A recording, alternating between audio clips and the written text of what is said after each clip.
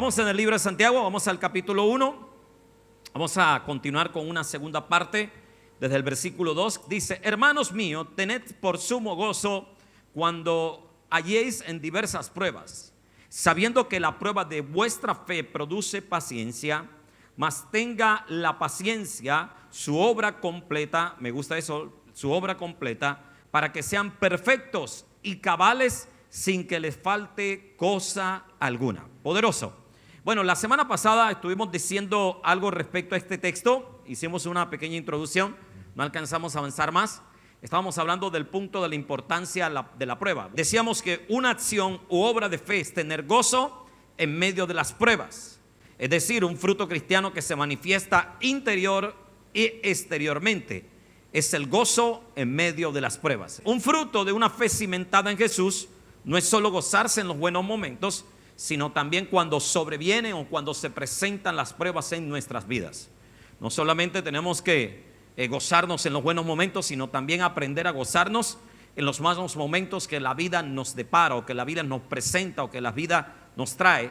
Hay que aprender a mantener el gozo en el Señor.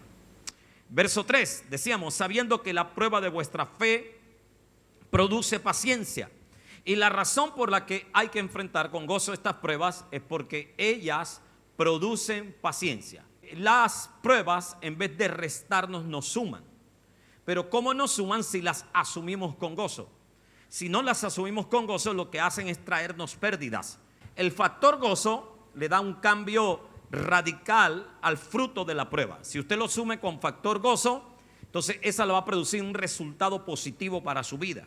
Pero cuando usted la asume con amargura, con queja, o con quejabanza delante de la presencia del Señor, o con la vida, entonces en vez de traerle un resultado positivo, le va a traer serios resultados negativos a su vida. Entonces las pruebas asumidas con gozo, ellas suman a nuestra vida. En vez de restar, en vez de dividir, suman a nuestra vida y suman mucho. Diga conmigo esa frase: suman mucho. Suman mucho. Y una de las cosas que suman es la cualidad de estar habilitados por el Señor con la capacidad para aguantar, óigame bien, las pruebas de la vida valientemente, para encararlas y vencerlas. Porque hay gente que no enfrenta las pruebas con valentía. Hay gente que sale huyendo de la prueba, o que se rinde en la prueba, y en vez ellos de pasar por la prueba pasa sobre ellos. En vez de ellos caminar sobre las pruebas caminan sobre ellos.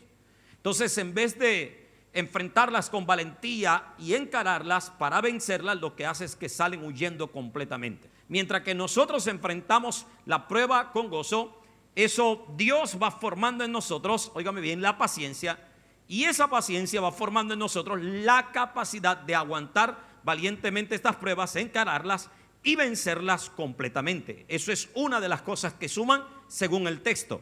Ahora déjeme decirle que otra cosa suma. Suma la habilidad de usar estas pruebas como instrumentos para el bien. Ahorita hablamos de capacidad, ahora hablamos de la habilidad de usar estas pruebas, óigame bien, como instrumentos para el bien. La palabra griega para paciencia tiene un significado mucho más activo a lo que nosotros conocemos o en el inglés, o en el español, o en el papiamento, o en cualquier idioma moderno. O sea, lo que habla en el griego es un significado mucho más activo. O sea, no es tan pasivo como usted y yo lo conocemos. Cuando nosotros se nos habla de paciencia, se nos habla de la capacidad de aguantar, de la capacidad de soportar, o de la capacidad de esperar. Cuando vamos al original, al idioma en que fue escrito la Biblia, nosotros encontramos que no solo significa la voluntad de afirmarse bajo las multiformes cargas de la vida, sino también la habilidad de usar estas pruebas como instrumentos para el bien. Eso significa la palabra en el original. Es un significado que muestra también. Entonces, ¿qué nos enseña eso? Que cuando con gozo encaramos las pruebas, se activa en nosotros la habilidad de usar estas como herramientas para el bien. Entonces, en vez de utilizarlas como herramientas para el mal, para lamentarnos, para encerrarnos en la tristeza, para encerrarnos en el dolor, para encerrarnos en la depresión, más bien tomamos estas pruebas y las utilizamos como herramientas para el bien. Déjeme contarle un ejemplo práctico de mi vida para que lo pueda captar más o menos. La buena actitud que hemos asumido en estos 15 años que hemos tenido de prueba con nuestro hijo mayor, que para aquellos que lo conocen sabe cuál es la prueba que hemos enfrentado. Mire bien, algunos padres hubieran tomado la posición de deprimirse, hubieran tomado la posición de rendirse, hubieran tomado la posición de claudicar, hubieran tomado la posición de decir hasta aquí llegamos, vamos a resignarnos a que nuestro hijo tiene que ser así y que no hay nada que hacer. Más bien, sin embargo, nosotros hemos asumido con gozo la prueba y esto nos ha servido en nuestra prueba para motivar a otros padres que están pasando por una situación similar. Es decir, lo que para nosotros es una prueba ha sido una bendición para otros. Nos ha permitido consolar la vida de otros, motivar a otros, animar a otros, levantar el corazón de otros, levantar la fe de otros para con respecto a lo que están atravesando para sus hijos. No sé si me hago entender. Y no solamente, mi amado, de mi parte, o sea, en la prueba que hemos atravesado. Cierto día, recuerdo que mi esposa llevó a un instituto especial a mi hijo en Colombia, donde tratan a chicos con estos desafíos. Y había un pastor también que llevaba a su hijo allí. Y mi esposa me ha contado que comenzó a conversar con el pastor. Y el pastor le dijo algo a ella que le impactó. Y es que cada hijo con estos desafíos trae una bendición o carga una bendición especial de parte de Dios.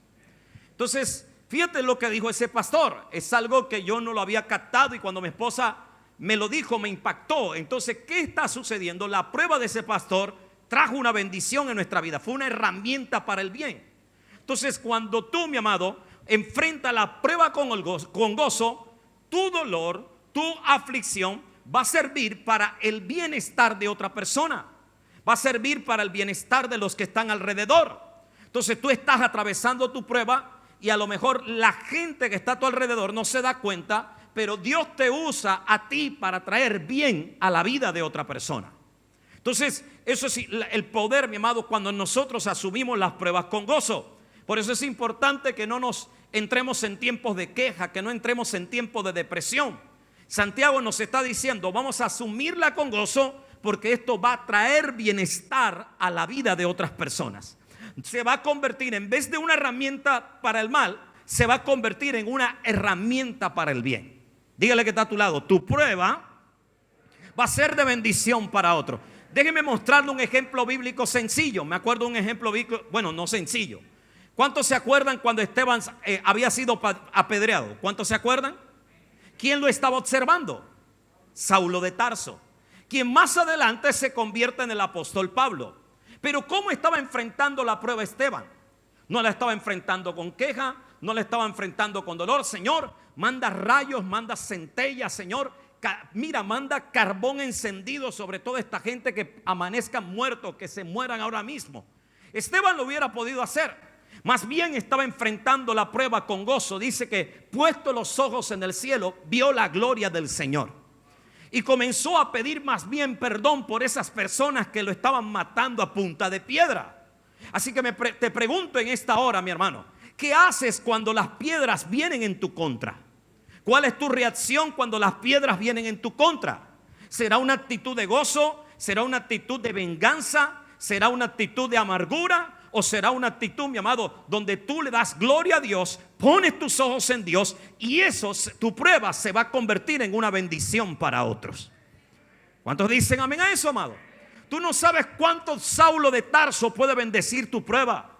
Algo que podemos observar es que las pruebas también suman, incorporan un completo equipamiento. Diga conmigo, completo equipamiento.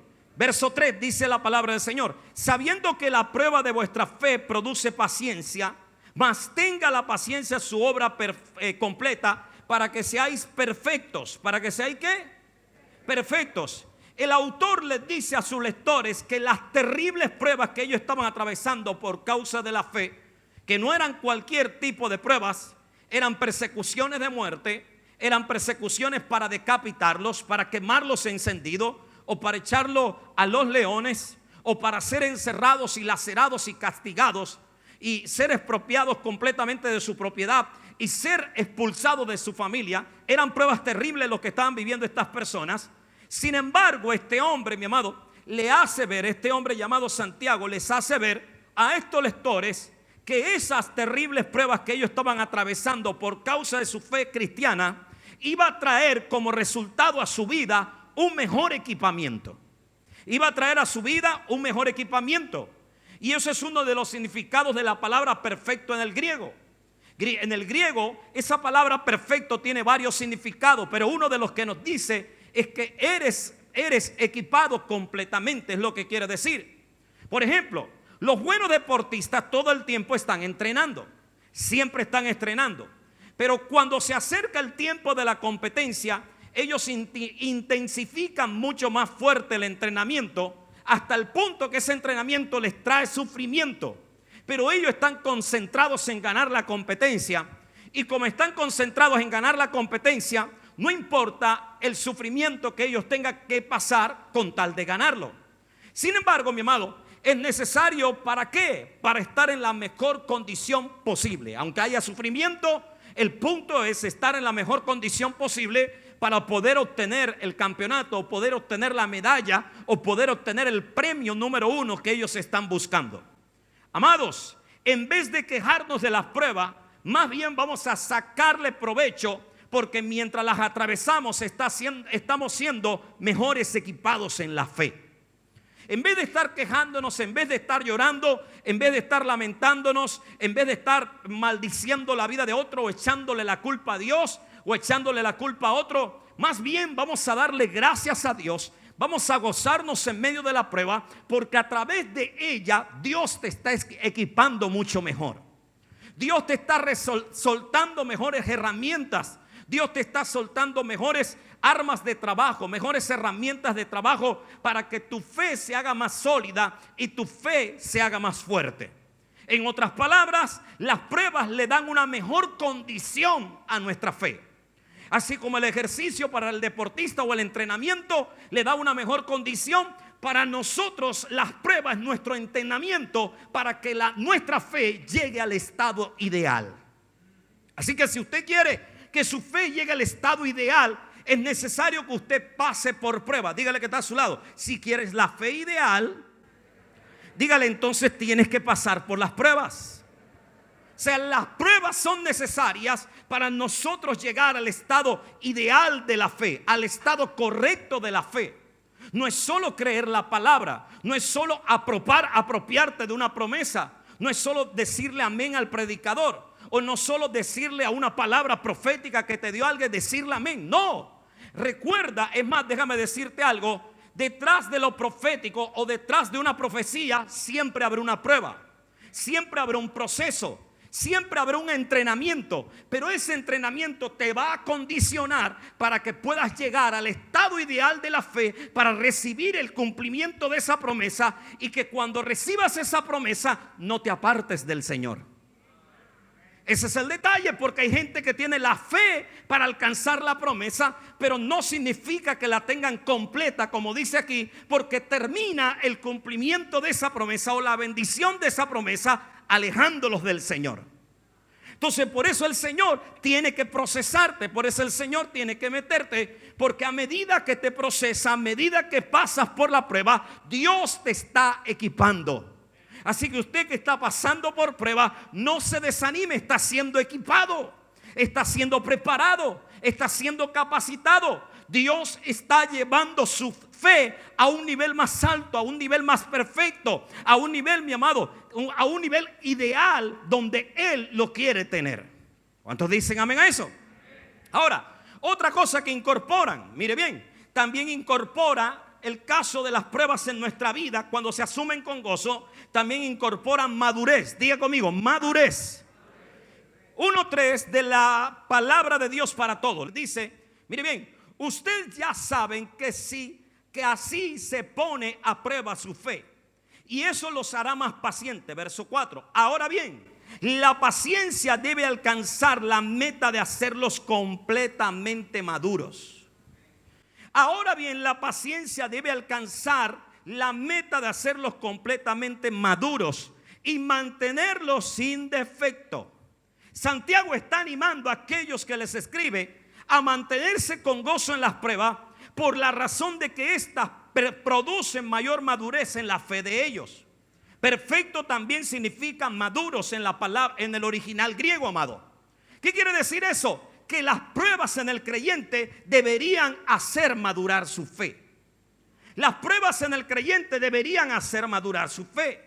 Las pruebas para sacarte del creche espiritual y poder meterte en una universidad espiritual. Las pruebas para sacarte de un nivel más bajo a colocarte en un nivel mayor. Las pruebas, mi amado, son para, óigame bien, para graduarte, para posicionarte, para promoverte. ¿A dónde te van a promover? A una madurez mucho más profunda, más cimentada en la presencia de Dios. Pero note usted, lo que estoy diciendo es que deberían, diga conmigo, deberían. Pero hay creyentes que no aprovechan sus pruebas para madurar. Deberían madurar, hacerte madurar. Pero hay gente que desaprovechan esa estación. Hay gente que desaprovecha esa temporada. Hay personas, mi amado, hay creyentes que en vez de sacarle el provecho, en vez de sacarle la ventaja, o como dicen, como yo digo, en vez de sacarle el jugo, lo que hace es que desaprovechan ese momento. Se dedican más a la queja, al señalamiento, a la amargura, a la depresión, a cuestionar a Dios. ¿Por qué me está pasando esto tanto? En vez de aprovechar, porque lo que Dios está haciendo en ese instante es quitándote el pamper y poniéndote un jockey ahora. Dios te está quitando el pamper sucio de pupú y ahora te está poniendo un jockey ya donde ya no necesita limpiarte, sino que ya tú mismo te limpias. No sé si me hago entender, amado. Entonces las pruebas en el creyente deberían hacer madurar su fe en el Señor. No deberíamos quedarnos estancados en nuestra madurez, sino que deberíamos crecer. Como poner un ejemplo hipotético, o un caso hipotético. El caso de dos hermanos que están en un ministerio, y los que están en ministerio, los que sirven al Señor, saben que en los ministerios siempre surgen las diferencias. Siempre surgen las diferencias, siempre surgen los conflictos con los hermanos, y se da el conflicto entre estos dos hermanos, y resulta, mi amado, que uno de los dos está dispuesto a arreglarlo, pero el otro no. Y en vez de ese hermano buscar la restauración, perdonar a su hermano como acto de madurez, lo que hace más bien es aislarse porque quiere estar en paz, en vez de buscar la forma de que esa relación se restaure. Y lo que empeora aún la cosa es que termina hablando mal de esa persona. Y esa persona cree que está haciendo bien al hablar mal de otro, ganando puntos. Sí, estás ganando puntos con los que te escuchan, pero delante de Dios estás perdiendo puntos. Delante de Dios estás siendo una persona inmadura. Delante de Dios estás siendo una persona que no ha crecido en el Señor. Pero tú dirás, yo tengo bendición, Dios me ha bendecido. El hecho de que tú seas bendecido no significa que tengas madurez espiritual. Porque cuánta gente, mi amado, que no conoce al Señor tiene más bendición que tú y que yo. Cuánta gente, mi amado, que no conoce al Señor son millonarios y tú y yo no somos millonarios. Entonces la bendición no determina tu madurez. Lo que determina tu madurez en el Señor es la manera como tú te comportas en la prueba. Lo que determina que realmente tú eres maduro en el Señor es cómo tú te comportas en la prueba. Cuando la gente habla mal de ti, cuando la gente te ataca, cuando la gente te hace la guerra, cuando el jefe te trata mal, tu reacción, tu manera de comportarte es lo que va a hablar si realmente tú eres maduro en el Señor. Cuando te manda el líder a limpiar los baños de la iglesia, no sé si me hago entender. Cuando ti mujer, el hombre te pide y tú no quieres hacer, pero sabes que tienes que hacerlo como mujer de Dios. Ahora no estoy hablando de cosas de pecado, estoy hablando de sujeción matrimonial, no de hacer cosas que no tiene que hacer, contrarias a la palabra del Señor. No sé si me hago entender.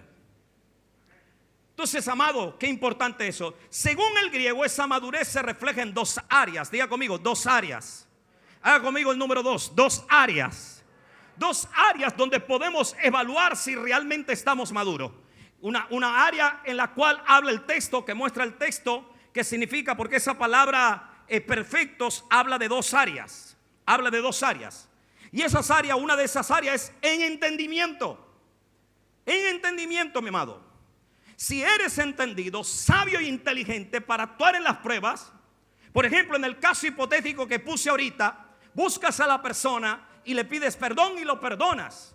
Buscas restaurar la relación. Buscas la paz con esa persona. Una cosa es que no te quiera perdonar Pero si te das el trabajo de buscar, eso está mostrando que tú eres el maduro. Y aunque la otra persona no te quiera perdonar, él pasa como inmaduro delante de la presencia del Señor.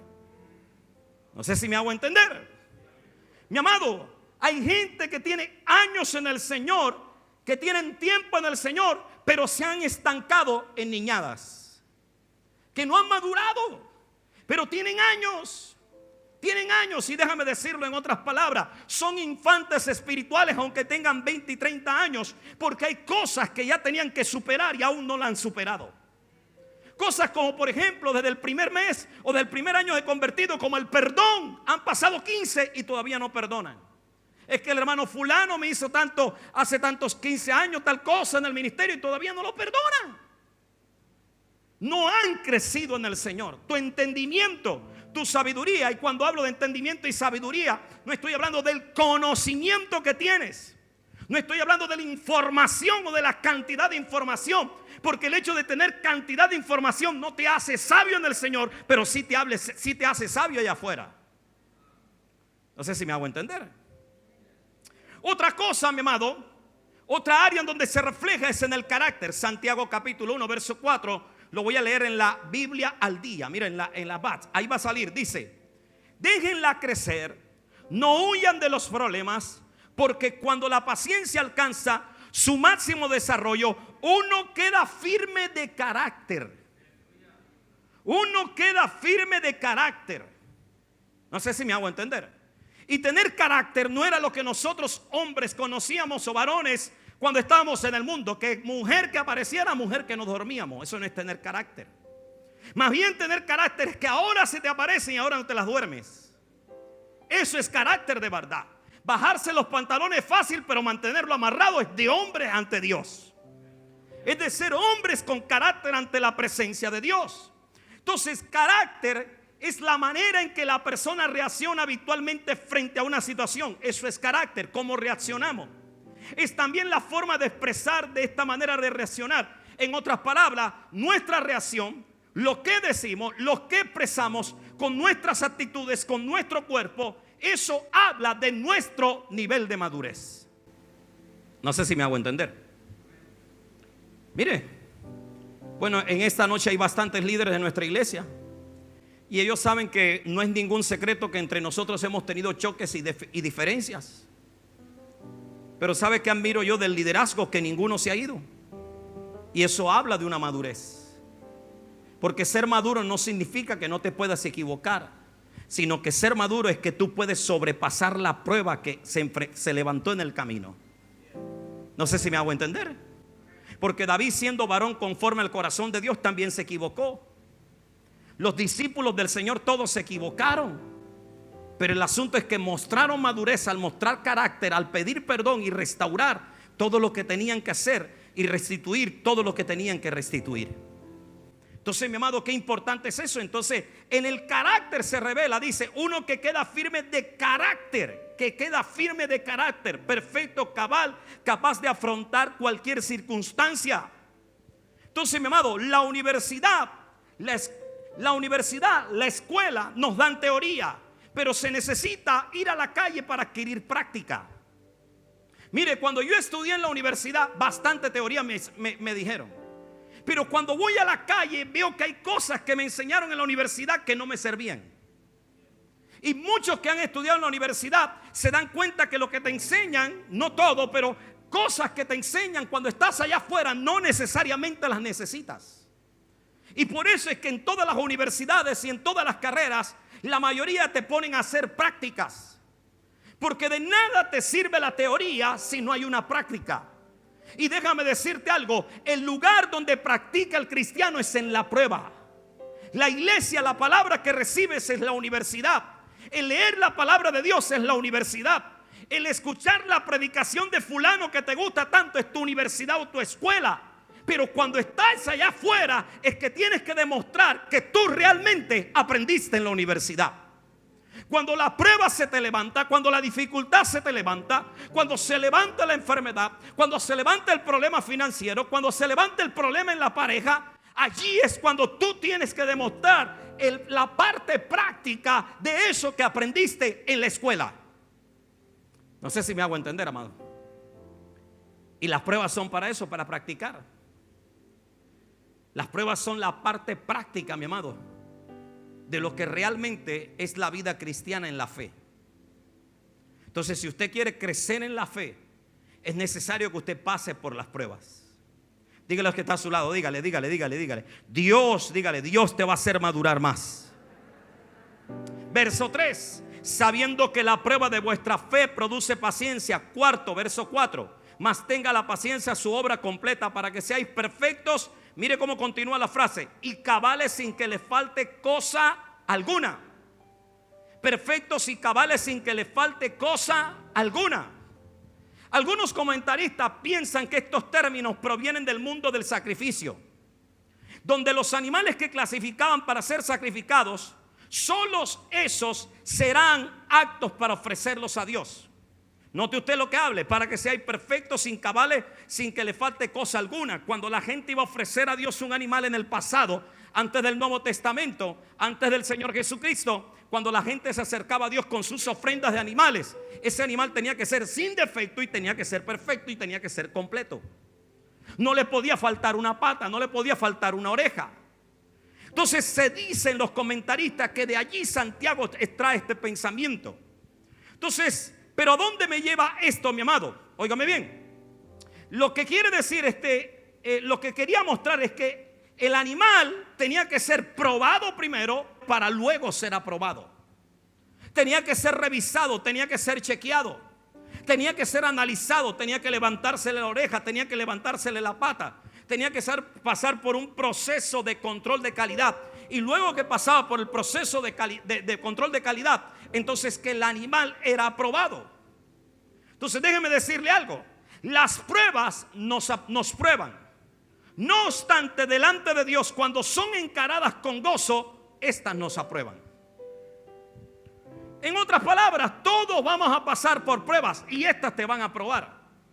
Pero el hecho de que pases la prueba no significa que serás aprobado delante de Dios. Lo que te hace aprobado delante de Dios es que tú enfrentes la prueba con gozo. Lo que te hace aprobado delante de Dios es que tú enfrentes la prueba con una actitud distinta. Eso es lo que está diciendo el texto. Todos los animales eran probados, pero no todos eran sacrificados.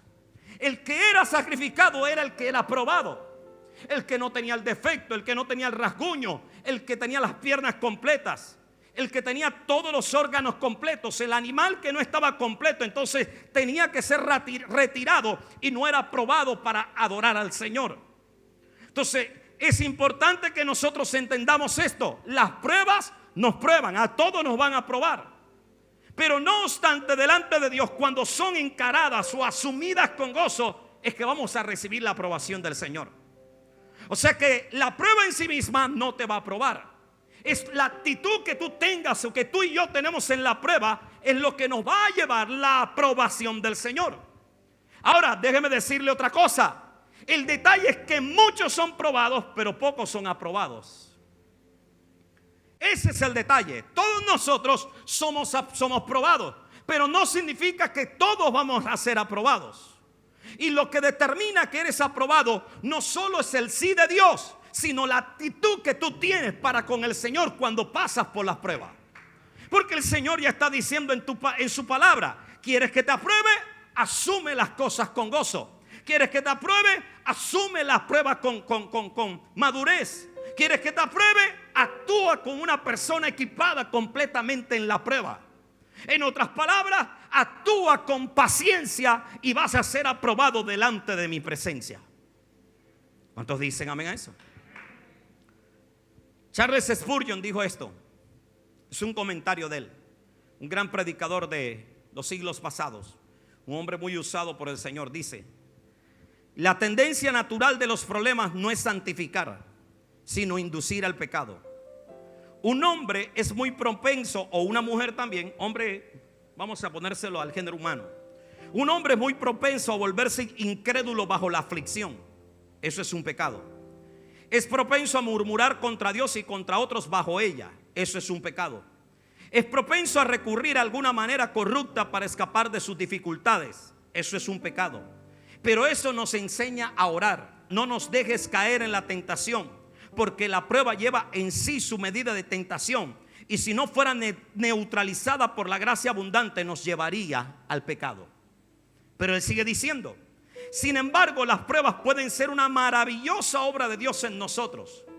He mirado hacia atrás a los tiempos de prueba con una especie de anhelo, no de que vuelvan a mi vida, sino de sentir la fuerza de Dios como la he sentido en ese entonces, de sentir el poder de la fe como la he sentido en esos momentos, de aferrarme al poderoso brazo de Dios como me aferré a Él en esa época, y de ver a Dios en acción como lo vi en ese entonces. Eso dice Charles Spurgeon. Así que, mi amado, ¿a quién te aferras? ¿A quién te aferras tú en tu prueba? ¿A quién te estás aferrando? ¿Será el Señor? ¿O a personas, a cosas que te puedan fallar? No sé si me hago entender. Es que yo estoy así por culpa de fulano. Ya suelta a fulano. Ya suelta a fulano. Ya deja de aferrarte a fulano. Aférrate a Dios. Dios mío, tú puedes cambiar esta situación. Tú puedes cambiar esta circunstancia. Tú puedes darle otra línea. Tú puedes darle otra dirección a esto que yo estoy experimentando en mi vida, Señor. Yo puedo ver algo diferente, Señor, en lo que ahora estoy viviendo. ¿Cuántos dicen amén a eso? Mire lo que dice este hombre: sin embargo, las pruebas pueden ser una maravillosa obra de Dios en nosotros.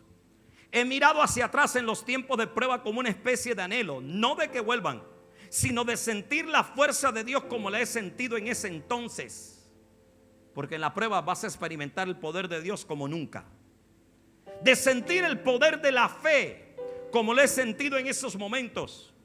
De aferrarme al poderoso brazo de Dios como me aferré a Él en esa época. Y de ver a Dios en acción como lo vi en ese entonces.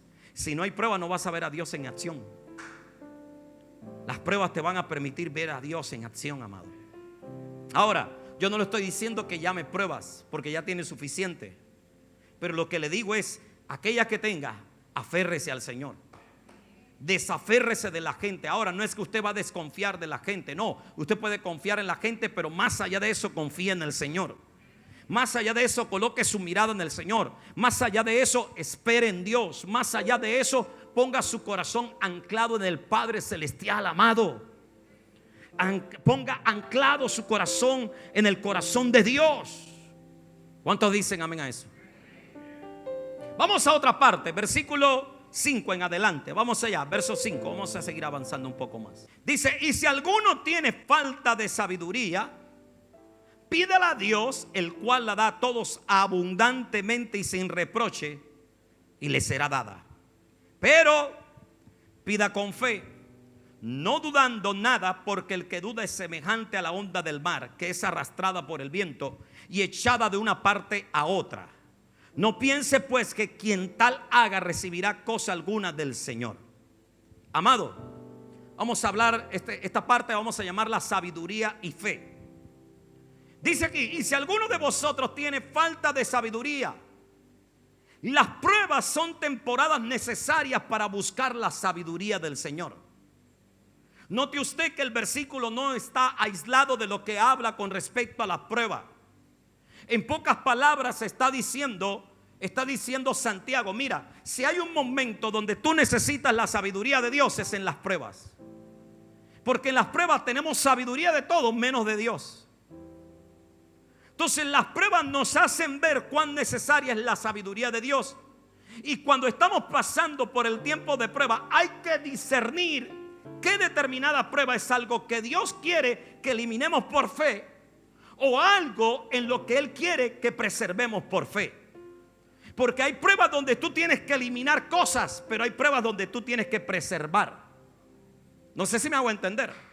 Hay pruebas donde tú tienes que eliminar amistades, pero hay pruebas donde en esa misma prueba donde tú tienes que mantener amistades. No sé si me hago entender.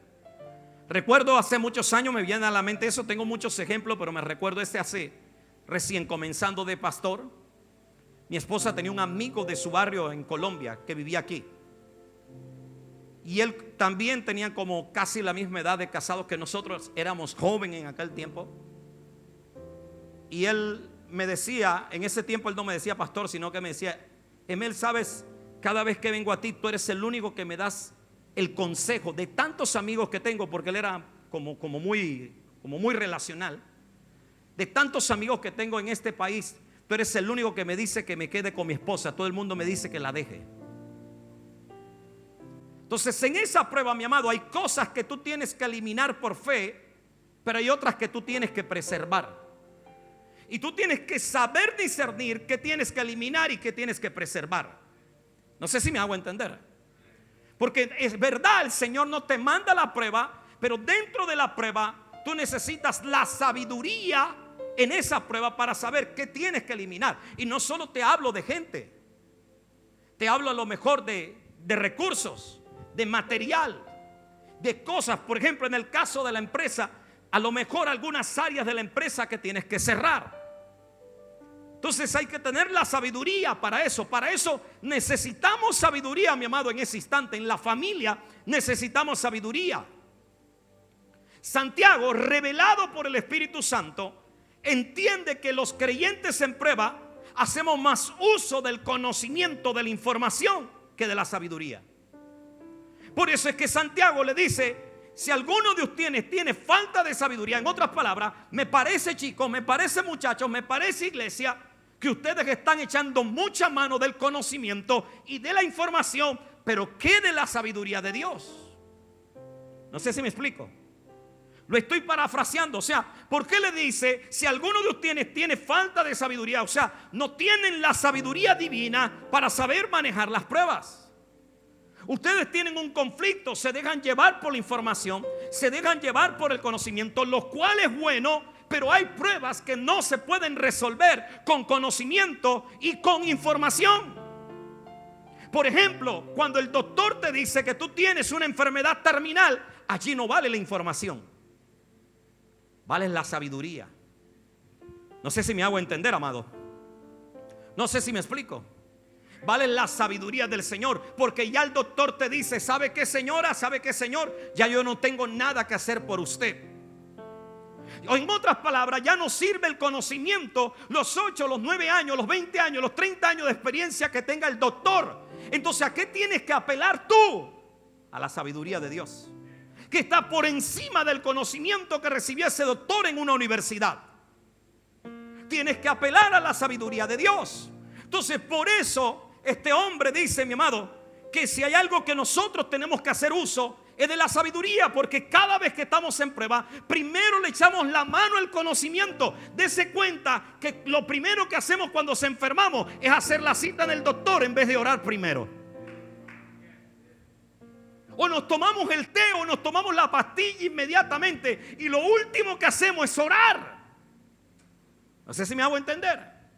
Y bébete esto y bébete lo otro. ¿Y cuándo vas a orar? ¿Y cuándo le vas a pedir al Señor que te sane? No sé si me explico. Y no lo digo a son de crítica ni a son de señal, sino que es lo que está tratando de decir Santiago. Santiago está diciendo: ustedes quieren resolver esto con conocimiento, quieren resolver esto con información, pero para resolver este tipo de problemas que ustedes tienen, lo que necesitan es sabiduría de Dios. ¿No será que tu problema lo que necesita es sabiduría de Dios?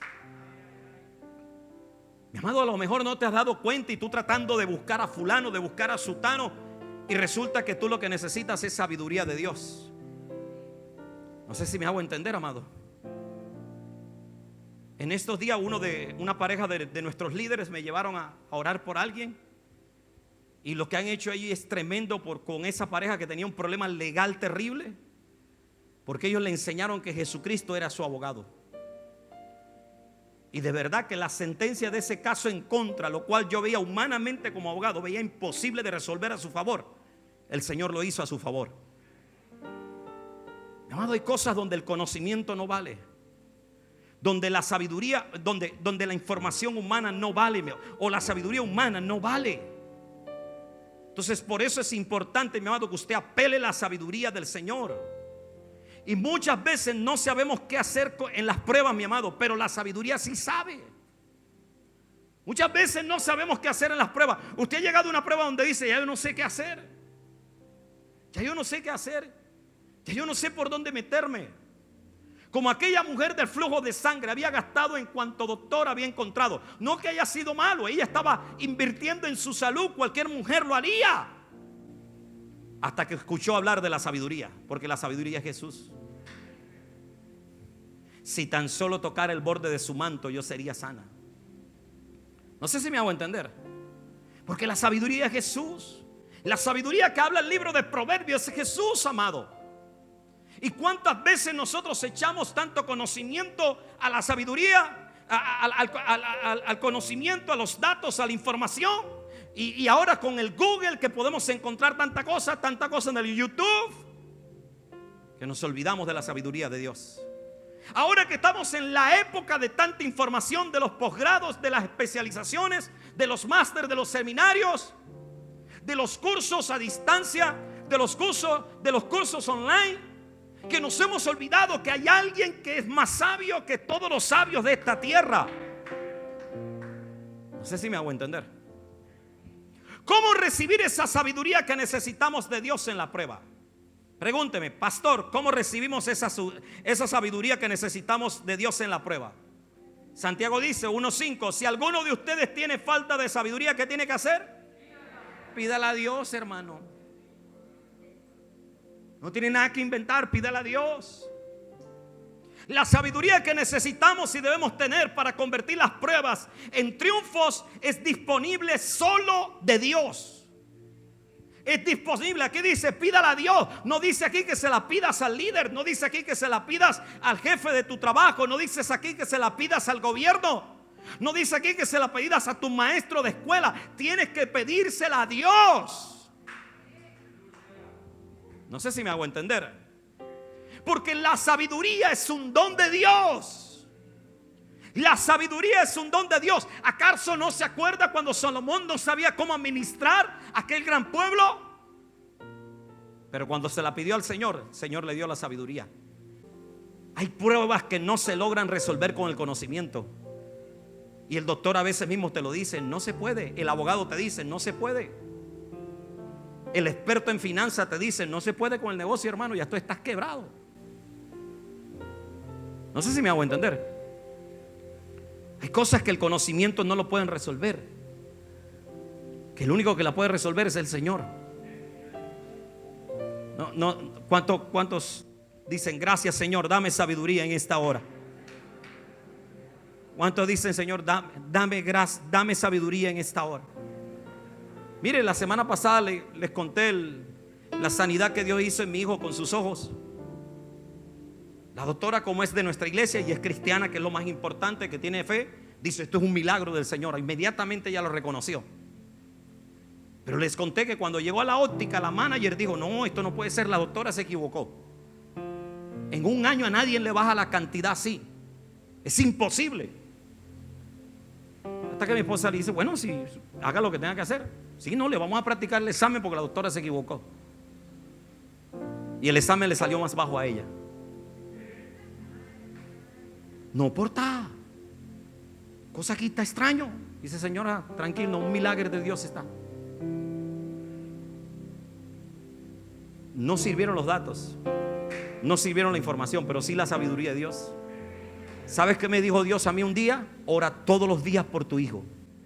Cada vez que tú puedas, ponle las manos y háblale a áreas específicas de su vida, y tú vas a ver los milagros del Señor. No sé si me hago entender, amado. Todos los días. Pregúntele a mi suegra, yo oro. Mira, si usted viviera en mi casa, usted se riera como yo pido por mi hijo. Cualquier día, oye, el pastor tantos años orando por lo mismo. Pues si eso fue lo que me dijo papá Dios, y si Él lo dijo, Él lo sabe por qué. Yo no conozco el futuro, Él sí conoce el futuro. Y Él puede cambiar las cosas, mi amado. Así que te pregunto, ¿no será que la solución a tu problema es falta de sabiduría divina? Has intentado con el prestamista, has intentado con el banco, has intentado por allá y nada que resuelves el problema. ¿No será sabiduría divina lo que te hace falta? Yo una vez le conté una historia, como 2 veces la he contado y se la voy a volver a contar, para aquellos que no la han escuchado, de unos amigos en Aruba. tenían la empresa de construcción más grande de Aruba y era la empresa o la compañía que más facturaba impuestos en el año en Aruba. La empresa que mayor, por encima de hoteles y todo, mayor facturación de impuestos. Y un día la deuda llegó casi a 10 millones de florines. Y el hermano contrató los mejores contadores, los mejores compañías, buscando equivocaciones. No encontraron. Un día su esposa en intercesión le dice: amor, el Señor me muestra algo, que yo tengo que ir a un libro determinado, que ahí vamos a encontrar algo. Dice: no, imagínate, yo contraté a fulano de tal, a la empresa tal. Son auditores expertos, son contadores expertos. Tú no tienes idea de eso, amor. Pero el Señor me está mostrando algo porque yo he venido orando. Bueno, vaya a ver qué es lo que es, le dice el hombre, vaya a ver. Y la mujer con la secretaria comienzan a mirar en los libros, amado, y encuentran algo. Y se van a la oficina de impuestos, y lo que era 10 millones pasó a 2 millones de florines. No sé si me hago entender. Y no te estoy hablando de una mujer contadora, te estoy hablando de una mujer que Dios le habló. Si alguno tiene falta de sabiduría, pídala a Dios. ¿Cuántos van a pedir esa sabiduría al Señor? ¿Cuántos van a pedir esa sabiduría al Señor? Vamos, denle un fuerte aplauso al Señor en esta hora. Dele fuerte aplauso a Dios. Pídala. Pídala.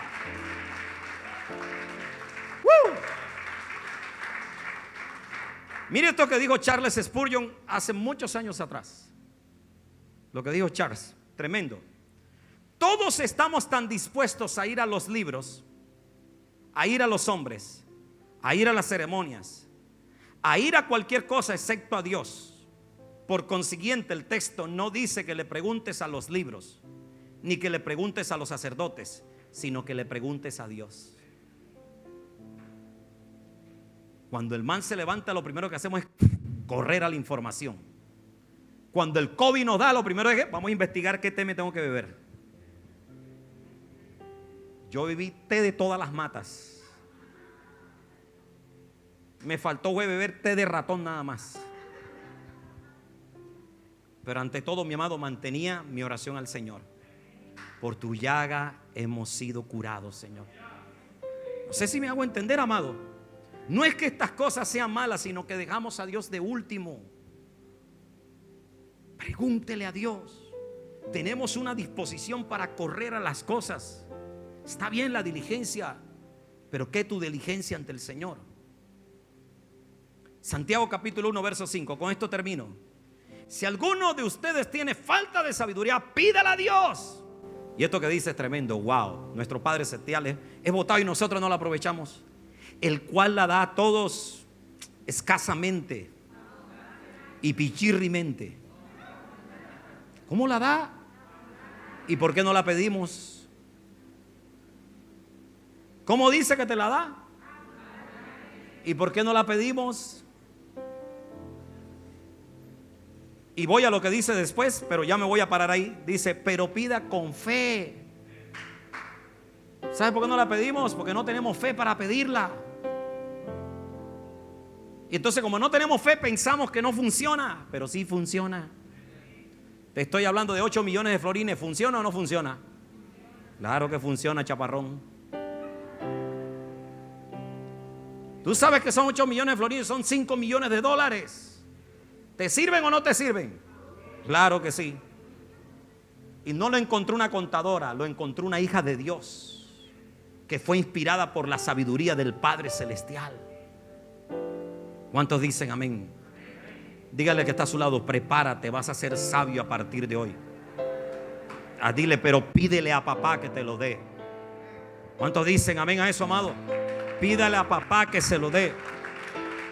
Pídale a papá que se lo dé.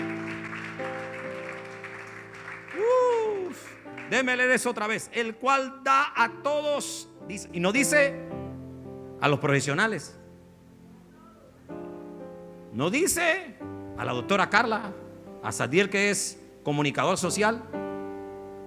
No dice a los que son profesionales. A Noemí, que es dentista. No, aquí dice, no importa si no has ido a la universidad, también te la da.